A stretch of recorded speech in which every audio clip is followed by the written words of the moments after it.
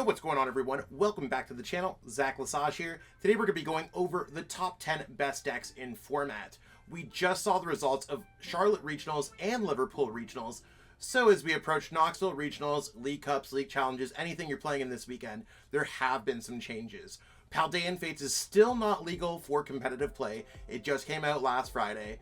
So we are still in the Paradox Rift format. So this is likely going to be our last week of the best Paradox Rift decks. So this is going to be the best decks in the Paradox Rift format. The lists are going to be available in the pinned comment, so stay tuned if you're trying to copy and paste those into PTCG Live or just have access to the lists. But let's jump into our number 10 pick. Put your best guesses in the comments below. Blocking its way at number 10 is Snorlax Control. Now, Snorlax Control is utilizing Snorlax from Pokemon Go and really sticking your opponent's active Pokemon. Sticking it in an active spot, it's stuck, it cannot retreat. And sometimes that also means they can't attack if it's a Pokemon like Manaphy or a Pokemon like Radiant Greninja in a deck that does not play water energies. With that combined with a handful of disruption cards really leads this deck to have some options against most of the metagame. Sure, there are some decks like Lost Zone Tina that can just go through Mimikyu with their Shred attack, or it's just able to knock out Snorlax turn after turn. But if you're hitting a deck like Gardevoir, if you stick one of those Pokemon in the active spot, they might not necessarily have an answer. The build that we're going off of right now is Cal Connor's top 16 list from Charlotte Regionals. He's largely been the most successful Snorlax player in the game, and I really don't see much changing going forward. It's not necessarily super well positioned with Lost Tina, Roaring Moon, Mew VMAX, a handful of decks that really have answers to this deck at the top.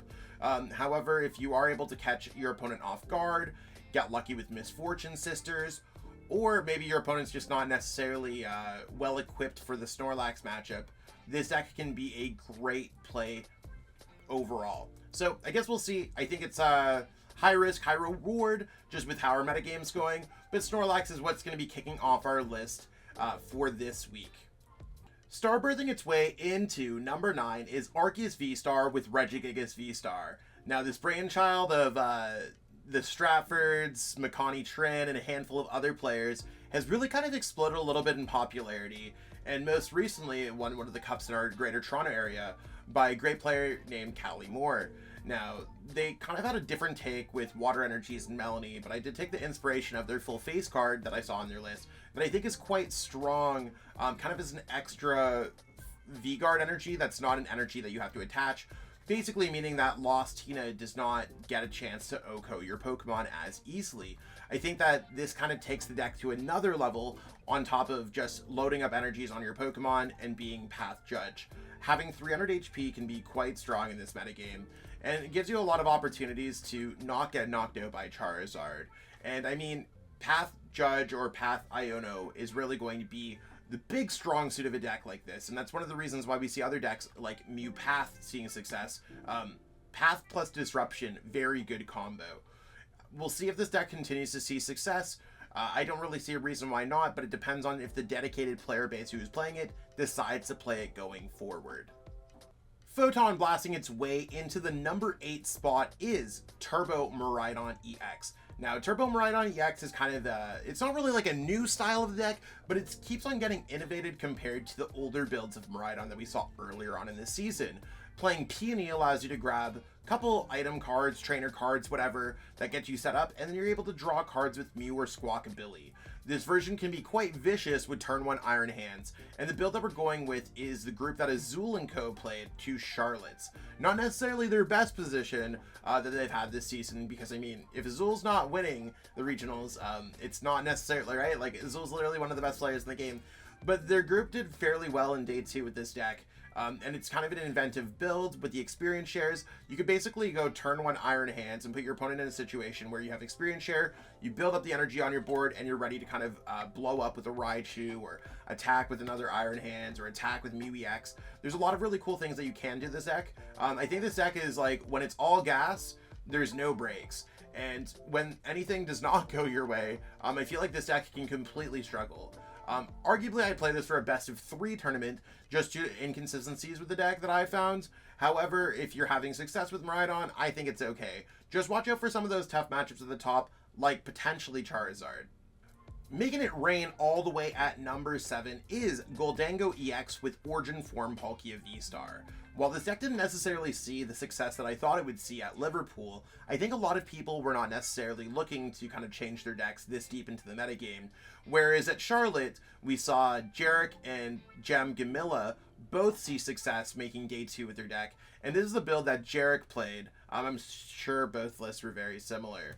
I think that this deck has quite a strong matchup spread, being able to beat both Lost, Tina, and Charizard, 2 decks that are quite often number 1 and 2 on our list, just by making it rain, having access to Radiant Greninja, and forcing your opponent into some tough positions. I don't really see where Gholdengo EX grows too much from this point. I mean, I could see us maybe going with half 50 HP Gimmick Ghouls, half 70 HP, but we have a really solidified list that's able to coin bonus it up, make it rain, and use Radiant Greninja to snipe things, even if they have Mana Feed because we have Canceling Clone.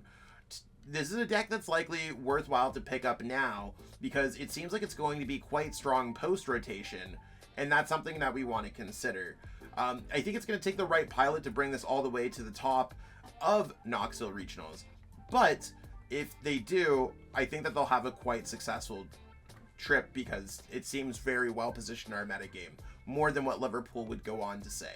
Cross Fusion striking at number 6 is Mew VMAX. Now, Mew VMAX has seen a lot of success since it was first released in Fusion Strike, and I mean, it even won the 2023 World Championships in Yokohama, Japan. It's still up there, and it just won the Liverpool Regional Championships. So why is it at number 6? Well, I think a lot of decks like Charizard and Roaring Moon, if we haven't seen them already, they're likely above here at this point, are just able to be Dark type and better against this deck than not. Whereas this deck has strength where you're able to go Path Judge or Path Iono, similar to the Archgigas deck. I think this is just a better version of the Archgigas deck is probably the best way that I'd put it. Mew VMAX, like, sure, there's some counters in the metagame and maybe it's slightly different matchup spread.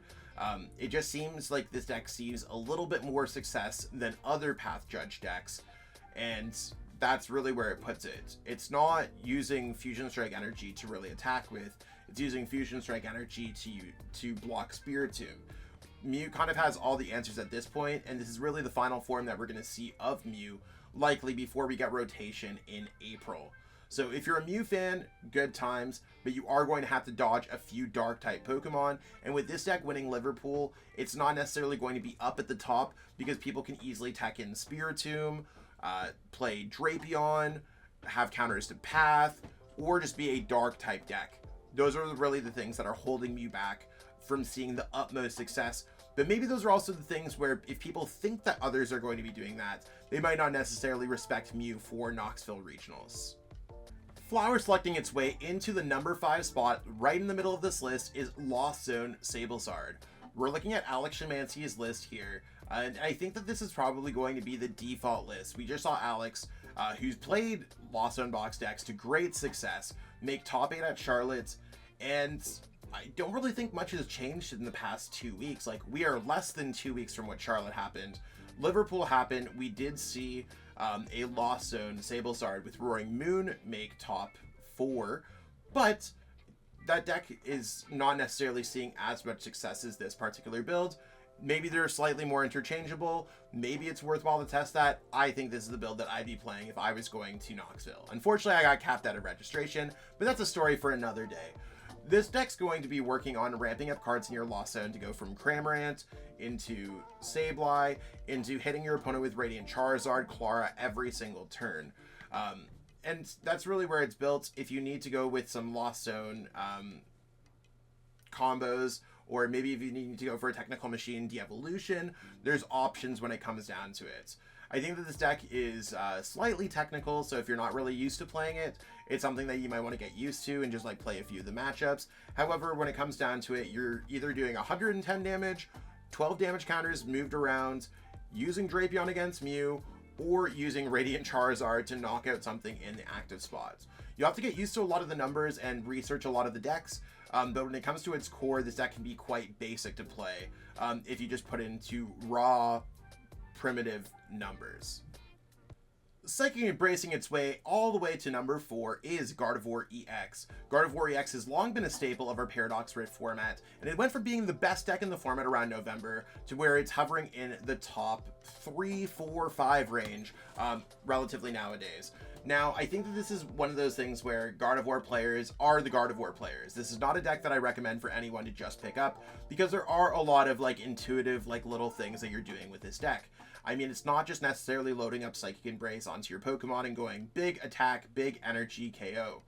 That's a quick way for you to lose games.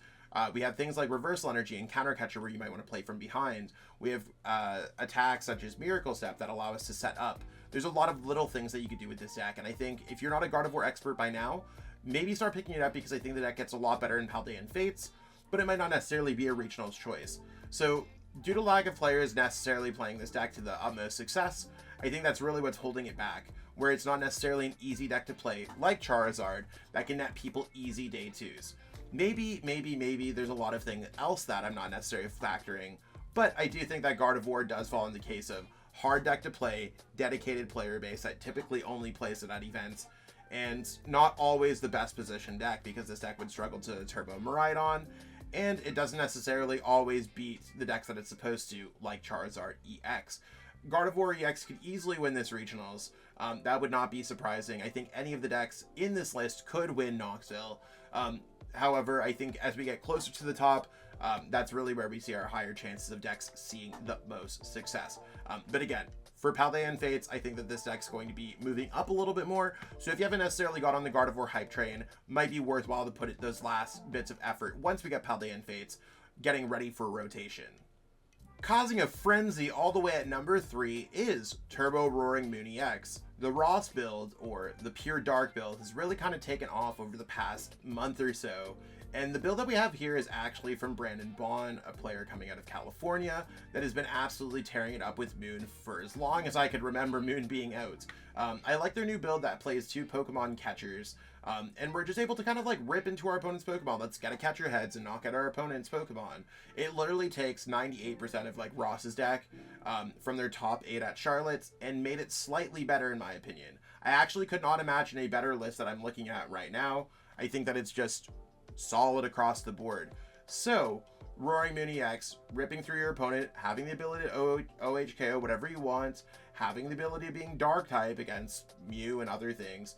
And, I mean, we're just quick, efficient, knocking things out, consistent. These are all the makings of a really good deck. There's a lot of players that Roaring Moon is taking to new heights. I think the deck is inherently stronger than the players that are playing it. And that's not to say that the players who are playing it are weaker. I think enough top players in the game are kind of disrespecting this deck by not playing it. I would not be surprised to see Roaring Moon have a deep run in Knoxville. I also would not be surprised that enough top players are not respecting Moon, and they do not necessarily play it to Knoxville, meaning that it's going to have a bunch of 16s, 32s, 64s, 128s. This deck is not a deck to be disrespected anymore, and I think a lot of people should first and foremost pick up your Moons, because this deck's going to be broken post-rotation. It's one of those things where it's broken until rotation. So Roaring Moon is a safe bet for the foreseeable future. Check out our description for any of our sponsors at Atlas, Kayfabe, PTCGL Store, Deckout. There's also discount codes for a lot of them, so check that out in the description. Roaring Moon's where it's at. Burning Darkness at number 2 is Charizard EX. What once was the best deck in format for a while has become the bridesmaid to another popular deck that I'm sure a lot of you can guess, but if you haven't already put your best guesses for what you think our number 1 deck is in the comments below. Charizard EX is pretty much the poster child of just, we go rare candy and go brr.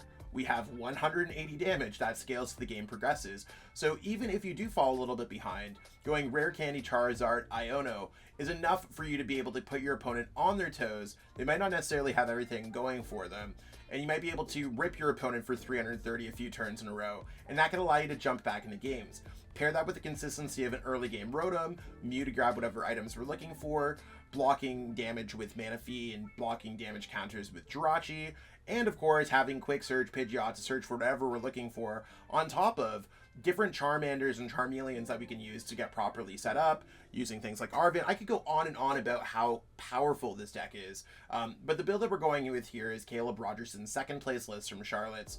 I do think that Radiant Charizard with Choice Belt is probably the wave in a format where Lost Zone Tina is seeing quite a bit of success. There's also Arc Gigas. There's a handful of just like V-Star Pokemon that have that 280 HP sweet spot, and there's also a handful of Pokemon like Chen Pao, Miraidon, EX, Roaring Moon that all have that sub 250 damage or HP, so you can get a knockout with a single prize card Pokemon in order to give yourself a chance to win the games. I think that this is just an ideal list. There's really not much that I'd really change. It's just a really good deck, and I think Charizard, like most other things, like we just got the reprint of Charizard EX, not talking about the super shiny version. If you want to bling out, ball out, that's going to be sick. Charizard EX probably dropped from being a $25 card to being a $4 or $5 card overnight, just because they overprinted this Charizard EX in Paldean Fates. So if you haven't necessarily picked up the cards for this deck now, this deck went from being a $100 deck to probably a $40, $50 deck. Really worthwhile to pick up a deck at this strength. You cannot do this in any other card game. Like legitimately, you cannot pick up a deck this cheap in any other card game that's this good. So pick it up, totally worthwhile. And if you are a Charizard player, sure, you're gonna have to dodge some tough matchups like Tina. However, you are Charizard and you could beat any deck except maybe Snorlax.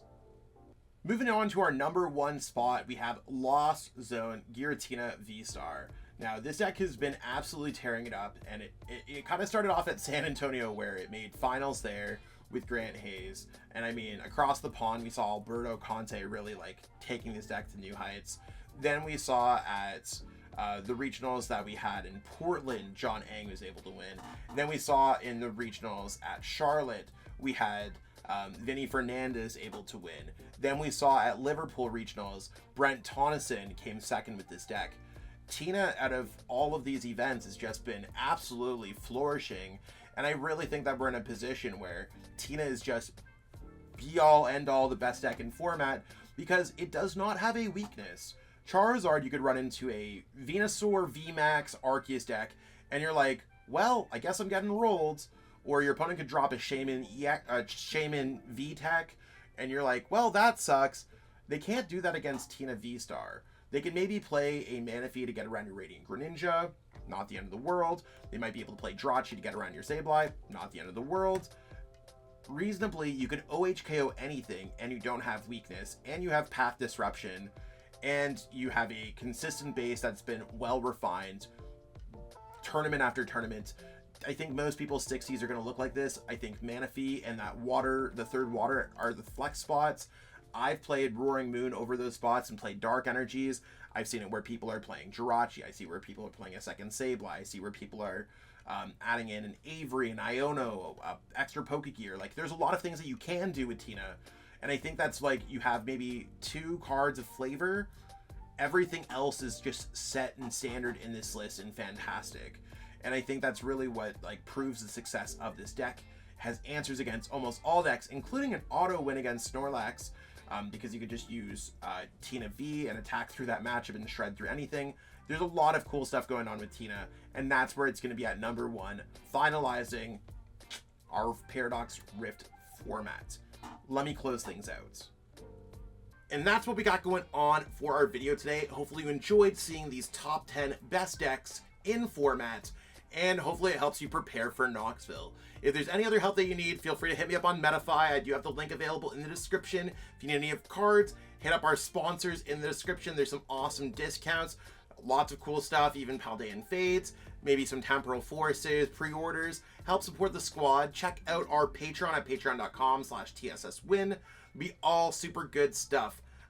Again, I really appreciate everyone watching this video. A lot of great content available on our channel coming up, so stay tuned for all that. That being said, I will catch up with you next time. Peace out, and have a great one. Want to support the Shuffle Squad? Be sure to check out all of our sponsors in the description to pick up Pokemon TCG singles, sealed, and PTCG live codes.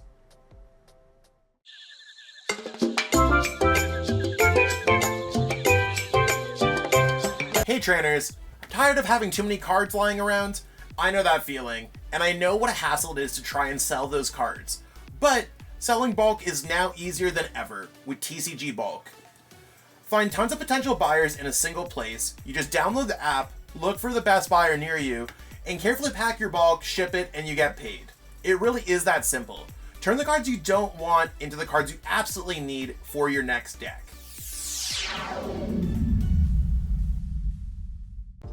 You made it to the end. Thank you so much for watching this entire video from the Shuffle Squad.